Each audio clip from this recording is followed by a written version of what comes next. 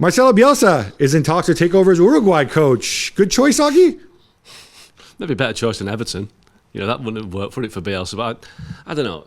I think Bielsa. I think the ship sailed. I think, he did well at Leeds in terms of getting them out of the Championship. But I think it's a national team job. It's different. You get to work with Darwin Nunez. Yeah, but you're just lumping all South American teams together, all the same qualities. No, I think Uruguay have a different mentality to Chile and to Argentina that he's managed before. I think Uruguay are much more.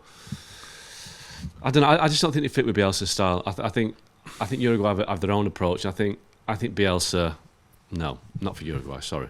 It would be a big departure. Yeah. Real Madrid, a big fan of Reece James. Apparently, does this make sense to you, Gab?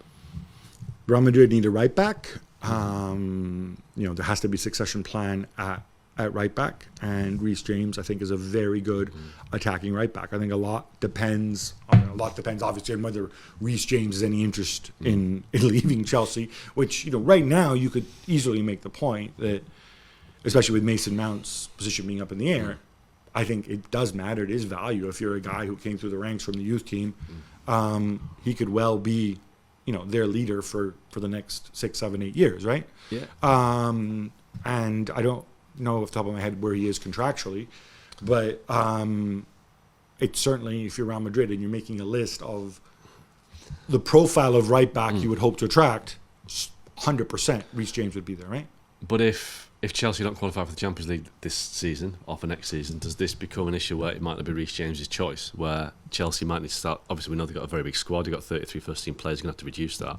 Do they need to start looking at maybe selling Reece James to help balance the books, considering their massive spending spree since Todd Bowley came in?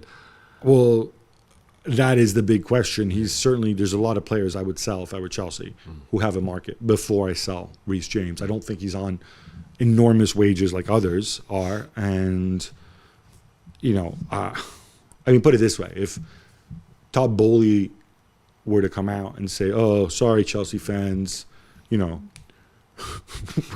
we have to sell Reece James, but look, here's Malo Gusto," I think people would be pretty furious. So I don't see that happening. It wouldn't be a smart move. No, it wouldn't. But they've got to sell some players.